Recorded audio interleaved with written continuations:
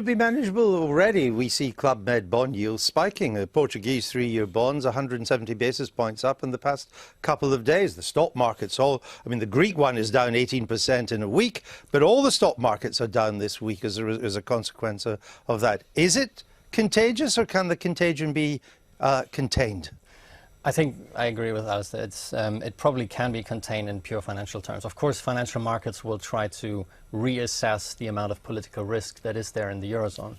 But as we saw now in Greece, it really takes a political crisis in a country, a change in government, for that to happen, that a country is threatening to go out. So in a future crisis, let's say a political crisis in, say, Italy, and in that case, it would be that's the point where the contagion would show. So as you rightly said, we already see some reassessment of risk, but that is probably just a short-term upheaval in markets. What about the consequences for Britain? We're not in the Eurozone, and our banks are not exposed to Greek debt, either Greek bank debt or Greek sovereign debt. There are always bound to be ripple effects, but could it actually enhance the safe haven status that Britain's debt has at the moment? It could well, and it could also enhance sterling's value. I mean, sterling has actually shot up. It has. In fact, there's been, secret monetary tightening here because of sterling going up. And also, people might want to invest more in sterling assets. So again, you might have more foreign direct investment, or also capital flows, people buying houses, people buying shares, and so on. So I think this is positive for the UK. It shows that we're outside of the euro. It also shows it was a right decision for us to remain outside of the euro. But I also think it opens up a set of other questions when it comes to the big renegotiation agenda, because if one country can actually withdraw from a whole bunch of EU institutions, then why can we not? So I think it strengthens our hand in that way also.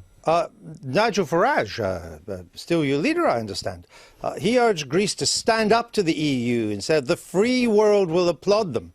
I think that's absolutely right. Really? Actually, which part of the free world is applauding them? This bit that's sitting in this chair, certainly anyway, and I'm sure people feel the same way. So the free world is you? I think Alistair's hit the nail on the head, hasn't he? This has been a standoff between the EU and Greece, and both have a huge amount to lose. But actually, I think it's the EU that has most to lose when push comes to shove. So what do you think Greece should do? It's the failure of the whole project. Well, in the short term, there would be enormous turmoil if they were to leave the euro. Now, President Schulz said a couple of days ago that if they leave the euro, they will also have to leave the European Union. That's unlikely, that's not what actually. Greece wants to happen. But I think it's probably actually what they should do. So you're in favour of countries reneging on their debts?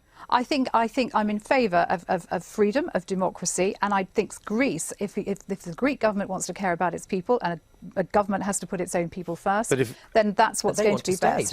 They want to stay. Well, is it actually the right thing? They want two things at once. But if they leave, they renege on their debt. Because if they leave the euro and they have to go to the drachma, they still have to pay their debts back in euros, and the drachma will plummet against the euro.